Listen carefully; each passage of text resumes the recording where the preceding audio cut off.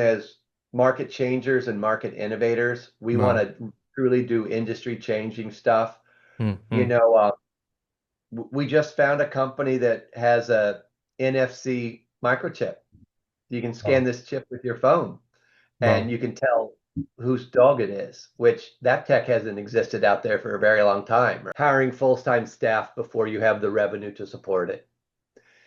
Just I've seen that happen too many times where, and I'm just making these numbers up. You got a raise, you got $1 million. Mm. And sorry about that. You got $1 million. You got your raise. Now you're excited about that, but Mm. don't go out and put all these employees on your books until you have the revenue to support them. Let's say inflation and recession in picture. What, like, do you think the pet parents are still willing to, spend money on it, on this relationship, to go to vets? Obviously, it's extremely costly, right? It Hey guys, before I start the podcast, a quick introduction. My name is Varnit and I'm the founder of Pet Excel Marketing. Pet Excel Marketing is a marketing agency that specifically works with pet businesses. Over the years, we have worked with pet food brand, pet relocation businesses, pet SaaS companies, pet clothing brand, cat food businesses, dog grooming services, and many other product and service-based pet businesses globally. Our services includes everything from creating graphics to running your ad campaign. Not only that, we have built amazing websites and apps for pet businesses. So if you have a pet business and would like us to help grow it, click on the first link in the description to book a call with our team. Now enjoy the podcast. Hey guys, welcome back to another episode of Pet Brand Podcast, the show where we dive deep into the stories, strategies, and insight behind the most exciting brands in the pet industry.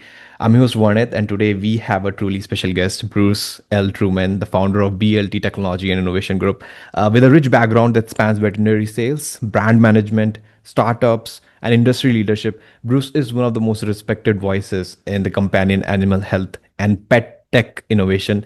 So, whether you're a founder launching your first product or a CEO looking to scale your pet brand, today's conversation is packed with insights you don't want to miss. So, let's dive in and learn from one of the pet industry's most experienced and forward-thinking leader. Bruce, first of all, thank you so much for being a part of Pet Brand Podcast.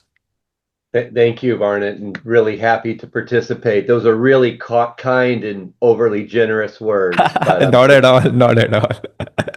Not at all. So yeah, Bruce, like your story begins in a very hands-on environment, like on a family farm surrounded by animals and agriculture, right? So like take us back, like how did bringing up on a farm shape your perspective on animals and like business? well, I say that a lot that I feel like those early years are your foundational years that kind of set your trajectory and path for the future. Mm-hmm. So growing up on that family farm, which was corn, soybeans, and we raised a lot of pigs, a lot of pork. It was a good way to grow up, 10 miles from the Mississippi River, beautiful flat, what they call black, dark soil that grew really crops really well. But I just think that upbringing gave me a certain mindset and Mm. perhaps generated my abundance mentality where I truly believe we give into an industry and we will get back from that industry, from your colleagues and peers. So I Mm. think that, and then, kind of falling into the veterinary industry was a great thing. There's a story there on how I fell into the veterinary industry, so to speak. But those first few years calling on veterinary practices in Central Florida, you just learn so much. Mm. And I was Mm. fortunate, had a lot of really good, very generous veterinarians that helped me in my career early on that I attribute to how I think today and how we've gotten to where we are today. Love it. And what motivated you to start BLT Technology and Innovation Group? I think as I became more senior in my career, you learn things about yourself. Definitely. And I learned that I was a builder and not an operator. Mm-hmm. And that as much as I may love a company, if I'm with one organization for 5 years, if I don't have a constant challenge, Mm. I will quickly get bored and then get unhappy. And so that combined with my real love for startups. So Sumitomo Corporation funded a startup we did from hearts when I was there, a topical flea and tick product, and Hmm. really enjoyed the build aspect of that, doing everything from the ground Wow. up Hmm. Hmm. and trying to figure it out. That was great. And then Hmm. the second company was a software as a service, VetStreet, that we Hmm. scaled up over 5 years. And once again, there was no there was a basic roadmap, but you had Hmm. to figure everything out on your own and solve problems. Hmm. And that dealt with a lot of data and insights into the veterinary practice software. Hmm. And I just found that I enjoyed startups. So we did those two startups. And then I said, well, I'm going to take a break and I'll do some consulting. And Wow. that was 14 years ago. Hmm. Uh, Found a niche here where Hmm. companies truly need help at the beginning, getting started, Hmm. and structured our team so that we can do that. We can help these founders get going, Hmm. get up to speed. And Hmm. our goal is they should not need us after a year, right? So Wow. Hmm. Hmm. success is a company has their funding, they Hmm. have revenue, major Hmm. partnerships in place, and they can Hmm. hire people. And then Hmm. we can move on to the next founder that needs help. Love it. Love it. And like that was like 14 years ago when you get started, right? Yeah, about 14, maybe 13, 14 years Uh-huh. ago. So even at that time, like, did you see that this pet industry is growing, the animal health companion industry is growing, or was it like at the edge, like, or did you saw a vision that this is going to grow in the future? I think we're fortunate, especially in the pet category, that we've experienced continual growth. Okay. Um, Mm-hmm. so it's always been a growth category. There may be a couple of times where it's slowed down over the years due to like a real estate depression that happened or the current situation that we're in right now. But it's always been a real growth category. I think for me, it was gaining enough confidence that we these founders on their journey, these founding CEOs on their journey, and having the experience of the two startups under my belt that were both successful exits gave me just those life experiences, right? So, understanding the veterinary practice, even though I don't go into practices on a routine basis other than with our own pet now, having that foundational understanding of the business and such a great business to be in, that just helped combine the two together. Love it, love it. And you like every new venture is born out of a gap or like a need in the market. So BLT seems laser focused on supporting innovation in companion animal health. So what gap in the pet industry were you hoping to fill with BLT? Well, I mean, there's so many different gaps. So I think there's two different ways I would answer that, and we do some agriculture work too. Mm-hmm. I'll talk about in a moment, which is great. But I think there's two gaps here. The gap we fill is that to help these founders, you have to have a pretty broad team that's experienced, and you have to be willing to take risk with the founders in the early stages when they don't have capital. So being able to juggle that to help founders in the beginning is really critical for us. So we've filled that gap where we can work with people that just have an idea all the way up to companies that are starting to scale up and maybe need a temporary chief commercial officer or need someone in research area. So we fill that gap. But I Wow. think success is when success for these startups is when they are addressing a pain point. They Yeah. have found a gap in the market because of their own personal experience or knowledge from either this industry or another industry, and they have that unique vision where they're filling a Mm, gap. And then they can come in and address that pain point, and mm, everybody that's having that pain, so to speak, then can benefit from that. I think an example of that would probably be the amount of faxes and phone calls and emails that practices are getting now with what we call outside pharmacy requests. So these are requests coming in from the Mm. internet pharmacies where a client wants to fill a script. Yeah. Veterinary practice, they're spending a lot of time on that. One of our clients is a new platform called Vetway, vetway.com, and all they do is they do a lot, but the pain point is Mm. how to make it easy to approve all these prescriptions if you want to with Mm. one unified portal. So, is the Wow. technology that innovative? Well, Mm-hmm. no, we can do API integrations and create it. It's the knowledge of the team that pulled it together to integrate with all these outside pharmacies to create a unified portal. So Mm. that's an example of a huge pain in the industry. Mm. Practice is spending all these time on faxes. Oh, Yeah. here's a solution because they came Solution. from human healthcare and they Mm. knew how to do it. So that's an example. Love it. Love it. And what do you think, like when you were starting out 14 years ago, what were some of the biggest challenge you faced in the early days of BLT?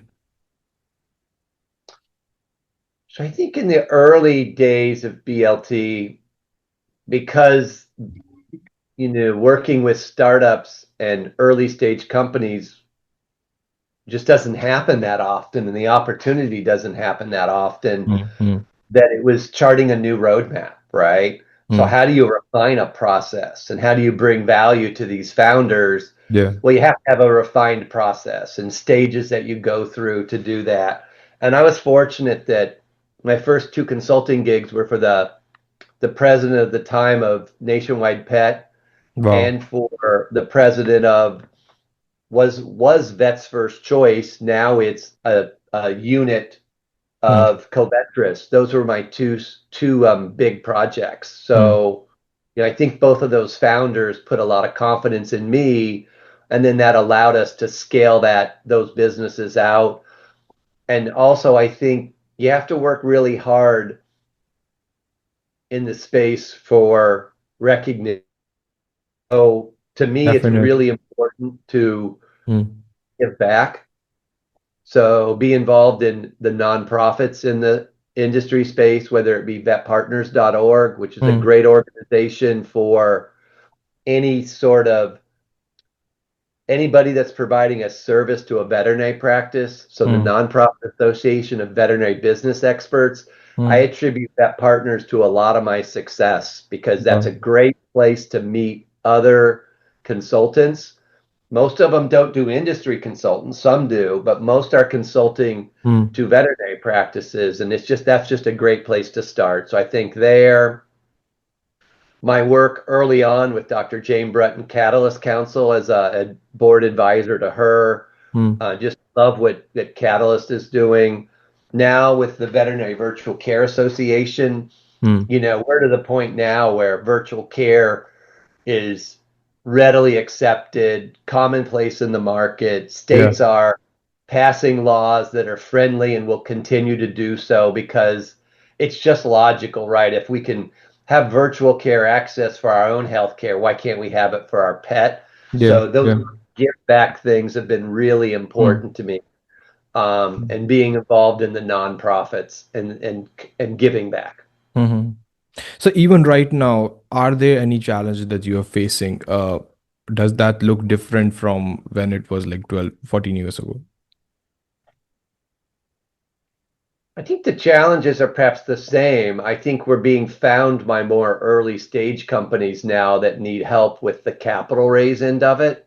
Okay. Mm. And Mm. so our ability to at least point them in the right direction Mm. to groups like VANE, Veterinary Angel Network for Entrepreneurs, or Mm. other funds, Mm. what Leap Venture Studios is doing and helping and incubate companies, what Mm. uh, Purina with the PCIP, the Purina Cat Care Innovation Prize, Mm. what they're doing to help incubate companies. I think what's different then versus now, I think there are more funds out there Mm. and a more regimented process to go about this. Mm. Uh, and we've worked hard to establish a database of high net worth individuals, PE firms. What Yeah. do they invest in? Do they Mm. do non pre-revenue? Do they only do revenue? Mm. What stage do they invest in? So we've just learned a lot over the journey to get us where we are. And, Varnit, there are certain meetings that I think are critically important for our founders to be involved in, Mm. that are kind of the epicenter for these startups. So whether it Yeah. be plug and play, which anybody that's listening to this podcast, Mm. certainly check out plug and play and what they're doing to help the industry and startups. I mentioned Leap, I mentioned Karina, I mentioned Vane. Mm. Certainly not all exhaustive or inclusive, but these are organizations that we work really closely with. Mm. And Mm. I'm a huge fan of what uh, Caseco does with their ANTI meeting, Animal Health, Nutrition, Technology, and Innovation. I know you know about that. Their London meeting, incredible. Their Mm. Boston meeting this year, incredible. Then Pet Connect is more of a pet and pet retail focused Yeah. event that they do in Los Angeles in December. I'm big on all of those to Yeah. try to Mm. create these, I'm gonna almost centers of learning or centers of excellence where the startups can all get together with the Yeah. strategics, and with the investors, the PE firms, and really have a lot of good one-on-one meetings. Love it, love it. And like now with years under your belt, like your consulting firm has helped numerous companies grow. That kind of success must be fulfilling for you. So, what does success look like to you when you are now working with other pit brand clients? Success for us looks like we get a founder, the funding Yeah. they need, and then we help them scale up Hmm. and they hire people. Success is we work ourselves out of a job, and that is success. And I tell our consultants Yeah. that these aren't assignments that we're going to have for 3 or 4 years. These are assignments that are 6 months to 1 year. Yeah. And if they still need us after a year, we need to evaluate whether we've really done a good job for them, because the whole idea is to put revenue on the books, Yeah. get you a Mm. solid team in there to run your business Mm. and scale up. And we've been doing this long enough now. We're going to have some owner exits here really soon, and I'm excited about seeing some of these owner exits and growth. Love it. Love it. And since you have worked with both early startup and established brands, let's dive into some of the most common pitfalls you have seen when startups, enter the market. So what do you think, like, what are some of the most common mistakes pet startups make in their go-to-market strategy? Oh my goodness, where do I start?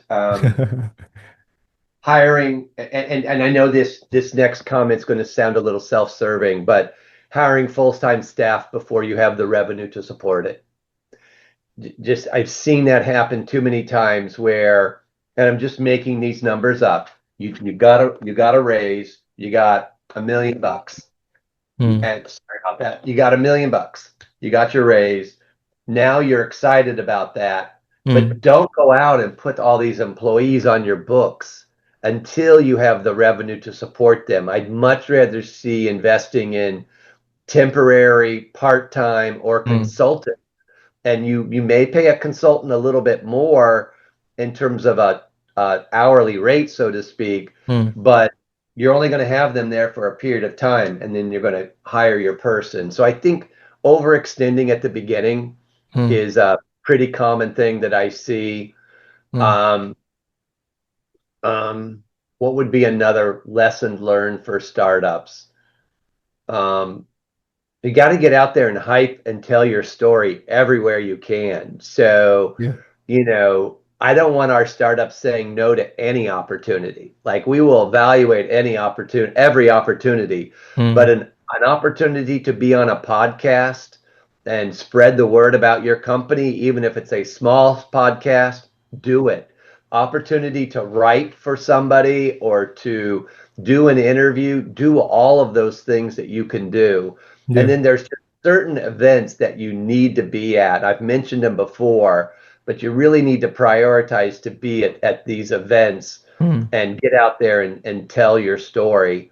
Hmm. Um, I also think that I've come across folks that they know how to do it in another industry does not mean you know how to do it in the veterinary industry. So your expertise in another vertical, Hmm. whether that fintech, insurtech, whatever it might be in diagnostics, Hmm. that's all great.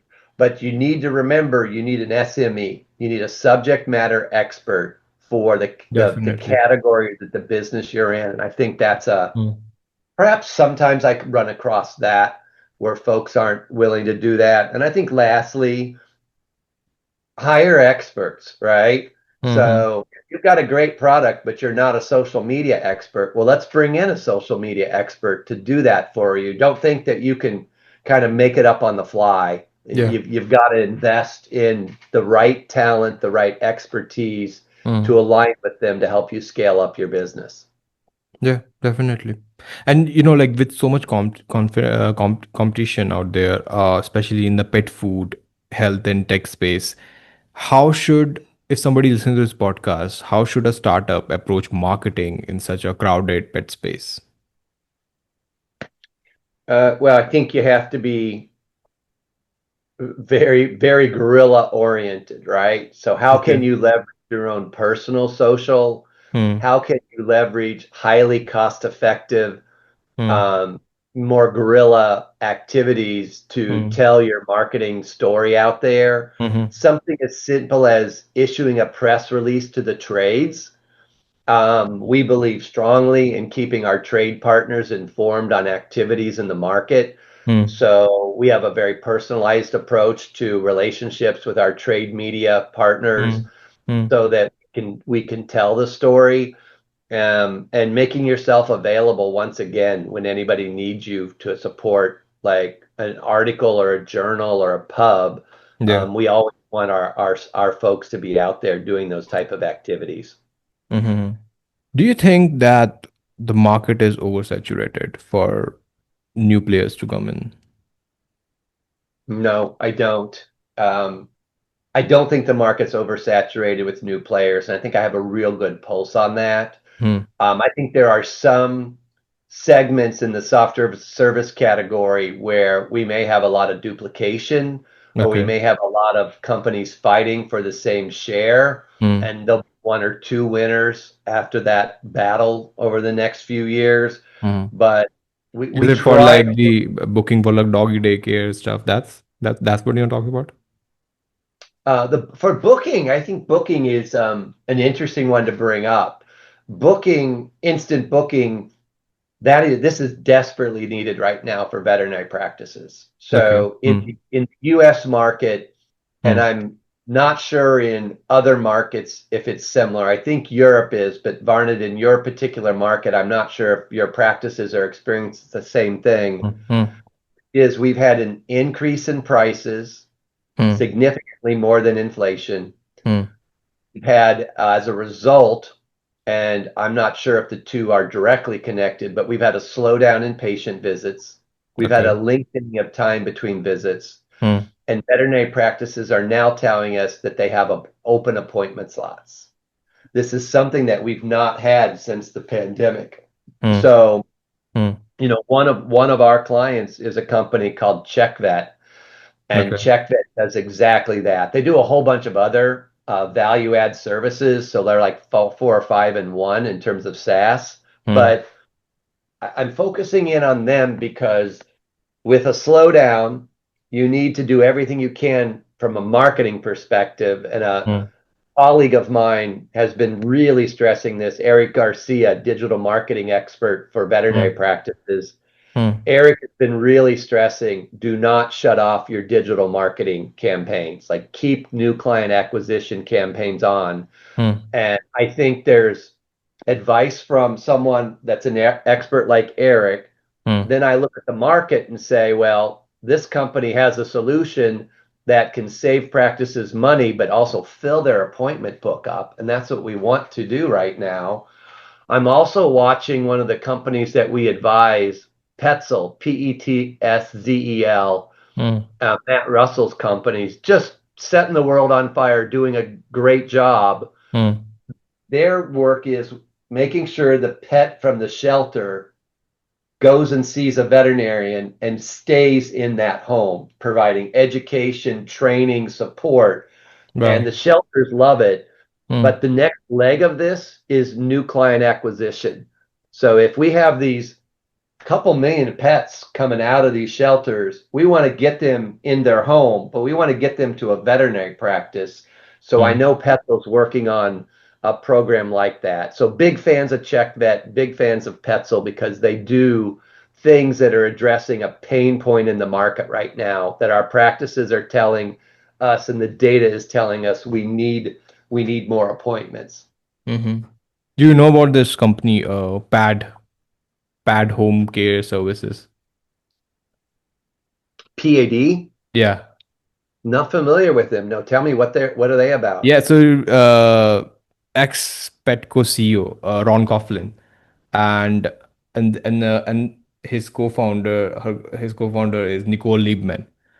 They were on the podcast, so they discussed pet care services, and it's like just like if your pet is having like discomfort, any medical attention they need, they just book a slot and they come to your like the veterinary expert will come to your home and they will take care of the everything.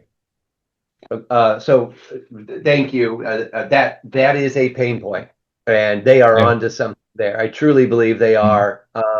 mm, There's a big trend, and I gave a presentation at VMX on mm, trends and predictions for the future. mm, And one of those was, and it also is coupled in here with the decade of the cat that we're experiencing now, the growth in cat numbers. mm, But the growth of cats being a domicile pet, they want to stay in their home, they don't want to go outside of their home, coupled with trends with income testing. I believe we're going to see more and more of this. We're going to see there's another company, I believe it's a portable pet lab that okay. is doing something similar. Mm, They are sending veterinary technicians into homes okay. and pinned on the state rules, right? But to Mm, collect blood, feces, and urine for diagnostics. I think that's okay. brilliant. Mm, mm, I think someday, I've not heard anyone talking about this, but someday there could be not only in-home uh, mm, testing done like that, but perhaps there'll be places we can take our dogs and cats just to get a blood draw. Could be. Like, what's my experience? I see my physician once a year, but mm, every 6 months I go into LabCorp, get my blood drawn. When I get the results, I do a virtual with my doctor and we talk about my cholesterol, right? And stuff like that.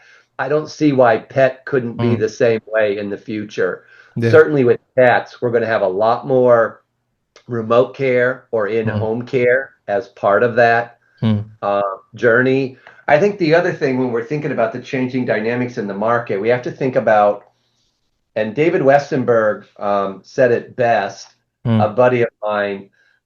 David said that there's a paradigm shift to age-related care. And so he's Yeah, right. Our pets definitely. live Yeah, yeah, longer, right? yeah, yeah. Uh, and if our pets are living longer, Mm, then we have to just be aware of that and be ready for it. David's with Piper Sandler, and it was at Ante in London where he got on stage and said this paradigm shift is going to occur to age-related care. mm, So I think our everyone listening to this, if you're a startup, think about, does your product address the senior market, the senior yeah, dog market? yeah. Mm, We're helping scale up the Senior Dog Veterinary Society, which is mm, online education and training for veterinary professionals mhm, about care of senior dogs. We need to mm, be thinking about this. What products, what services? Do you have a team that's certified to care for senior dogs? This all mm, factors in here as mm. this population is changing. Yeah, definitely. What do you think the future looks like, the relationship that we have with our pets, with our dogs, cats, right? With the, let's say, inflation and recession in picture, what like do you think the pet parents are still willing to, spend money on it, on this relationship, to go to vets? Obviously, it's like it's extremely costly, right? It is. The answer is yes. I do believe that pet parents are willing to spend on this. I Mm-hmm. think because of the current market and inflationary pressures, we're seeing potentially as one of the reasons we're seeing more cats, right? And that's a good thing. Mm, But I'm very optimistic about the future. I think the pets are going to become an even more integrated part of our home. Hmm. Our ability to look at them, like with Sylvester AI, can tell you now how your cat's feeling, right? There'll be tech coming out for dogs to tell us more about um, how their dogs are feeling, right? Yeah. We're working on a project raising capital now for a company called Positive Touch that has SaaS-enabled hardware. It's a harness that Okay. uses vibroacoustic technology. Check that word out, vibroacoustic technology to bring comfort to your dog. So talking Yeah. about separation anxiety, I mean, Yeah. that one has found this unique pain point that we're addressing in the market. And I think, Varnit, that's what we look for. We Hmm. look for there's two combinations here. Is the founder or the Hmm. founding management team talented enough to scale this up? So does that management team have Hmm. the experience and present well to get this business up? That's a Hmm. critical factor. Hmm. And the other critical factor is the idea a truly unique idea that addresses a pain point in the market. So if you can get this combination of this incredible founding passionate management team that has to be able to tell their story with passion Hmm. and Hmm. their idea, their product or their service Hmm. addresses a pain point in the market, Hmm. that's the 1 + 1 = 5. Love it. Love it. And like often the first impression a brand makes is through like packaging, especially in retails and e-commerce, right? What role do product packaging and label design play in consumer decision making? Yeah, I think it's even higher than up further than that. The overall branding and the Hmm. overall branding that layers into your website, how you communicate, all your Hmm. packaging, Hmm. that is all critically important. And what I would tell you is we make sure our startups allocate funds to bring in an expert in branding and packaging to support them on this. Hmm. Definitely. Um, that's critically important to get the brand right out of the gate. Hmm. Now, it is kind of the chicken and egg process, right? We'll Hmm. we'll start out really bootstrapping it at the beginning. Hmm. We'll help do creative. Founders will work in Canva and whatever they can to get started. But once you get a certain amount of funding, we want to bring in a marketing, a branding expert to help them. And we're not that, right? We're not that branding expert. We want to Hmm. bring in trusted colleagues to help that brand scale up. Hmm. Yeah. And also, distribution is another strategic consideration. There's DTC, vet clinics, big box retailers, right? Everything in between. So, what's your view? Like, what's the balance look like on DTC, retail, and vet channels for new brands?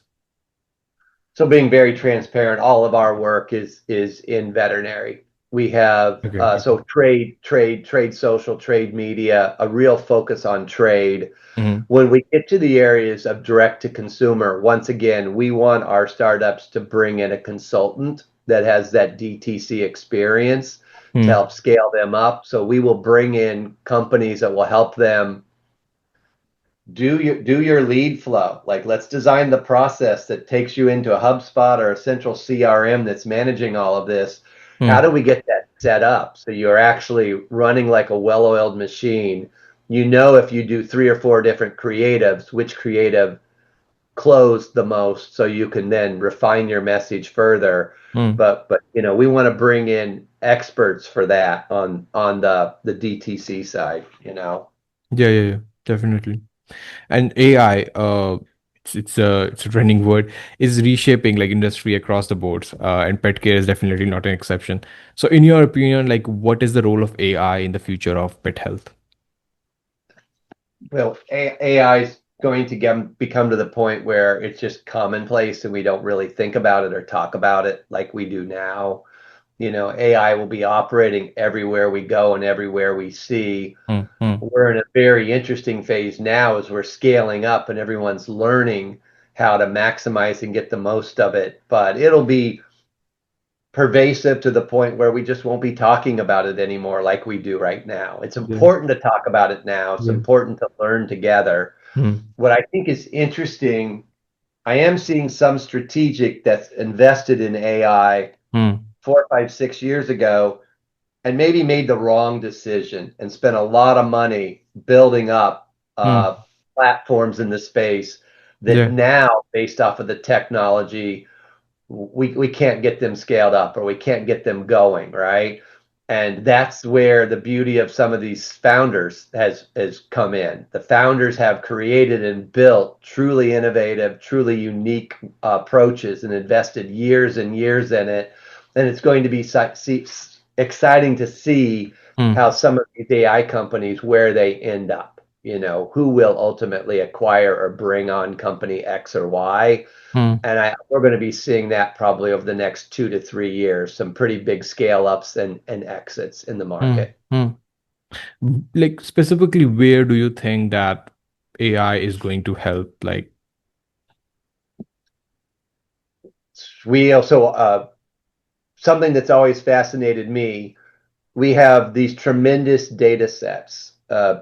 Back 15 years ago, when we were scaling up Vet Street, I remember keeping track in a spiral notebook on the inside cover, our database numbers. Yeah. And we scaled up to 5,000 veterinary practices. And don't hold me to these numbers exactly. I believe we had 23 million pets in the database with 11 million email Crazy. addresses. This did come back to me, all right?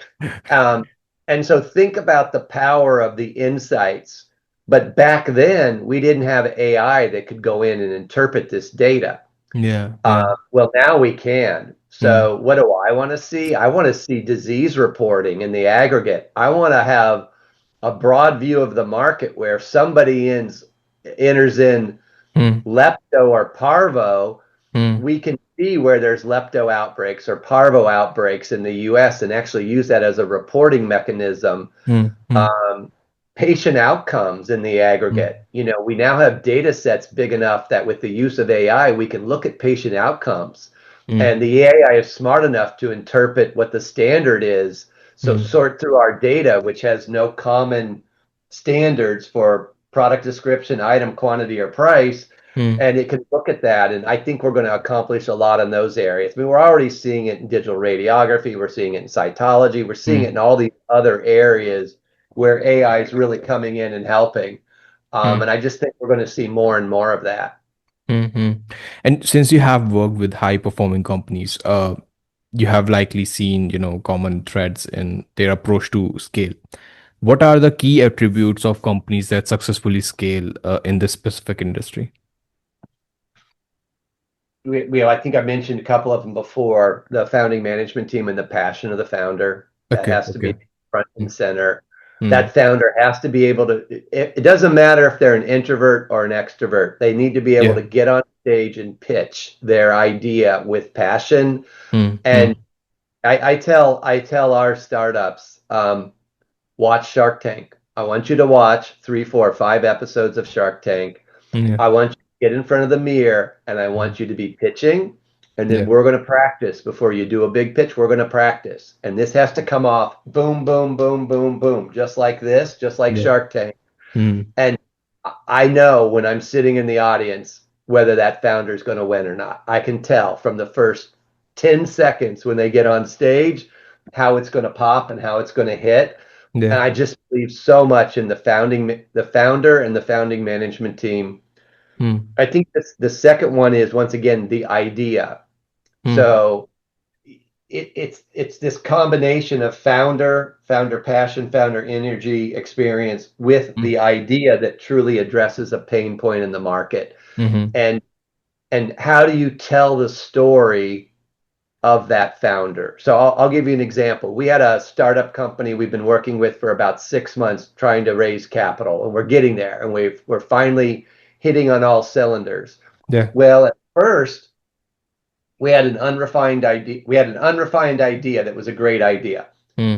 Then, as we start workshopping it and maybe testing the market and having a few what I call low risk conversations, these are trusted people you can have a conversation with and get feedback. We refine the message. We refine the message. We refine the message to where we were before. Maybe my analogy would be like a standard Ford basic car. You know, Okay. we had a standard Ford basic car when we first started, and Mm. now 6 months later, oh, we have a nice BMW 5 Series, or maybe we're going to get it to, refined and elegant Yeah. and messy, so on Mm. track Mm. that your first pitches really were important, but you learned a lot from Mm. talking and pitching Mm. and input from experts that you then refined your message. You got the right advisors on your team. So if you have a product that's in the behavior category, well, get a boarded behavioralist, get a behavioralist on your Wow. team. Mm. Your product's in the cardiology category. Well, who are your Mm. cardiologists that are going to come and advise you on this team? I Wow. think that's all part of the successful equation there. Mm. Mm. And also, can you share your thoughts on like product life cycle management in the pet health space? Well, we spend so much time on the early part Mm. that we're thoughtful to life cycle, but we're scaling them up. So we're trying to get the very best product out there Mm. and Mm. scale up as quickly as possible. I think if Mm. we look at, well-established core brands, you can see life cycle journeys all over the place, whether it be Mm.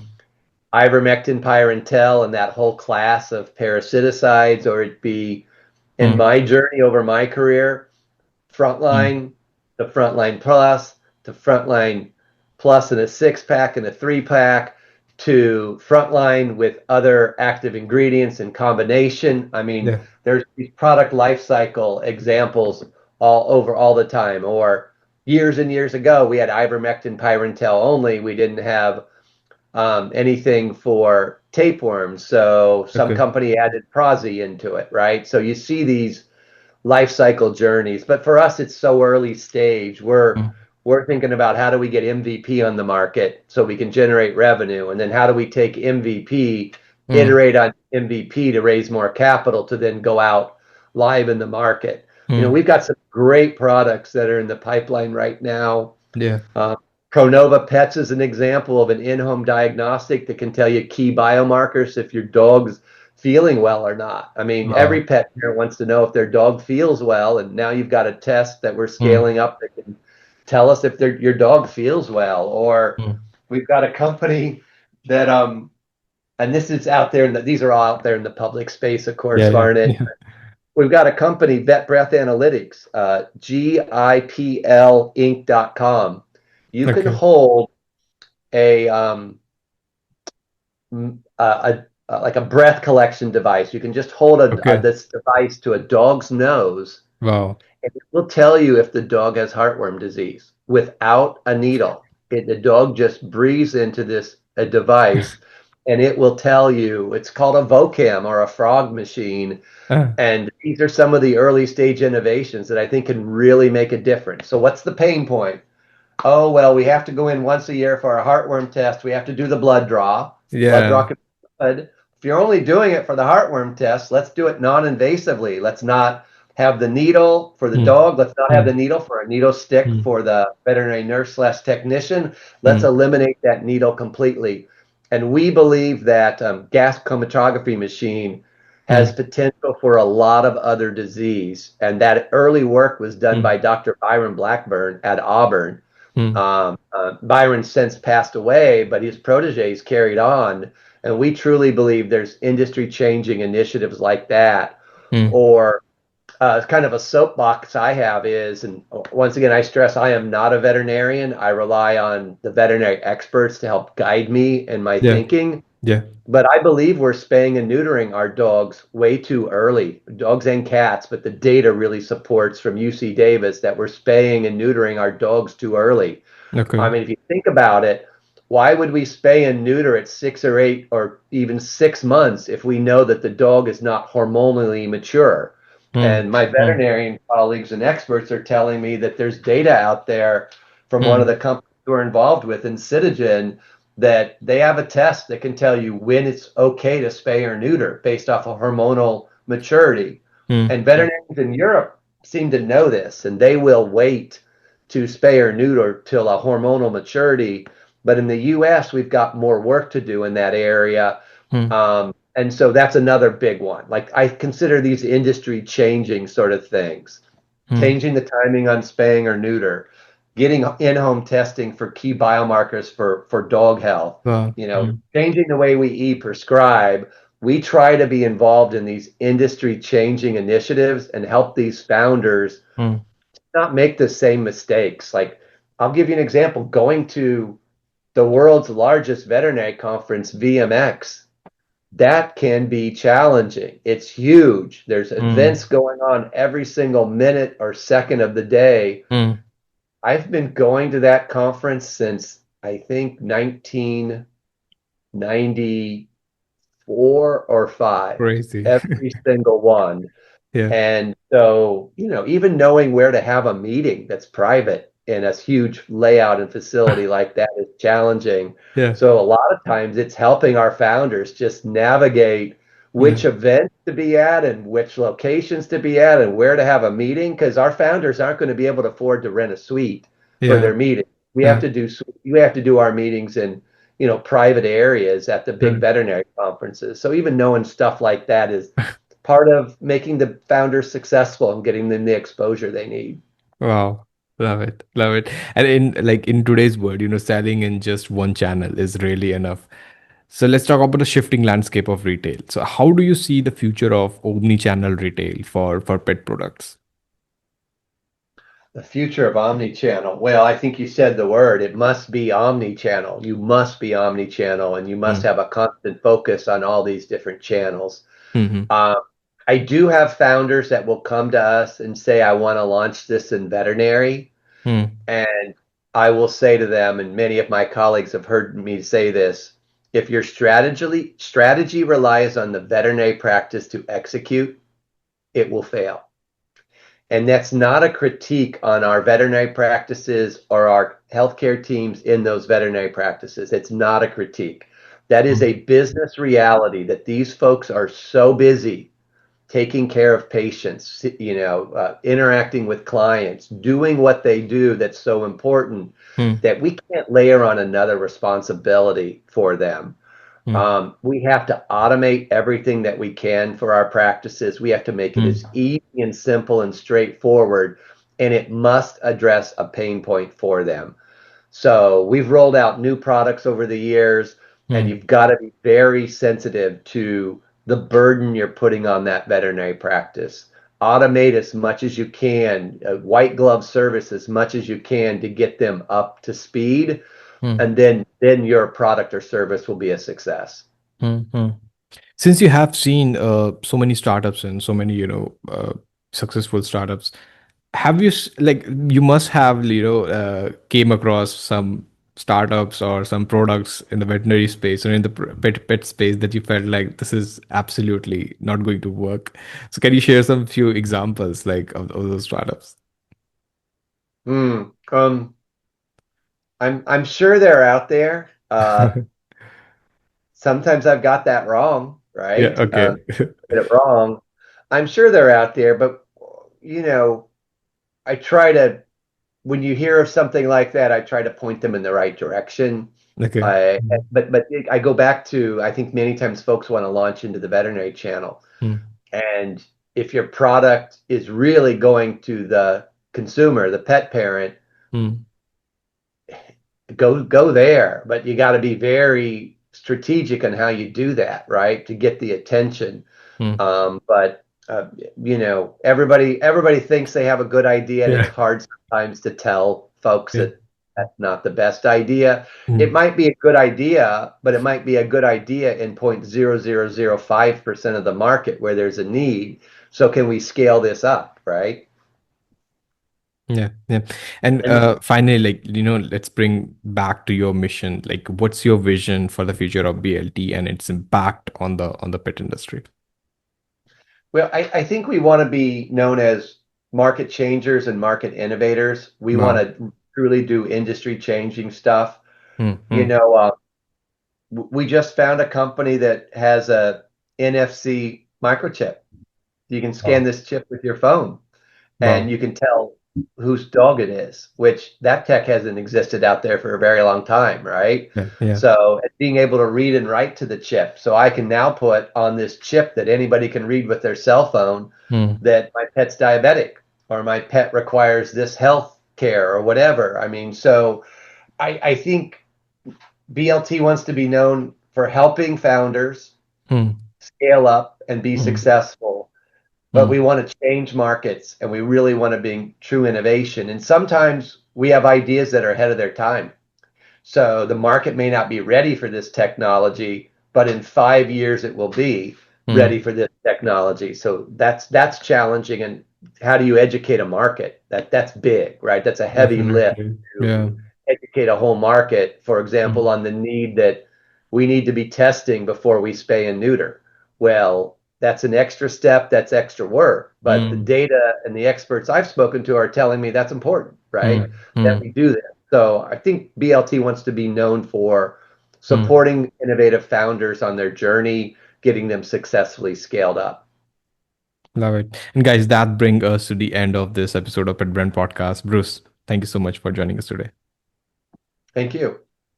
Love it.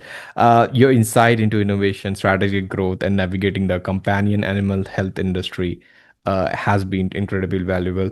To all listeners, if you found value in today's conversation, don't forget to subscribe, leave a review, and share this episode with your fellow pet industry entrepreneur. I'm Varnit, and this is the Pet Brand Podcast, where we bring you the stories and strategies behind the pet industry's most inspiring brands. Thank you for tuning in, and we will catch you in the next episode.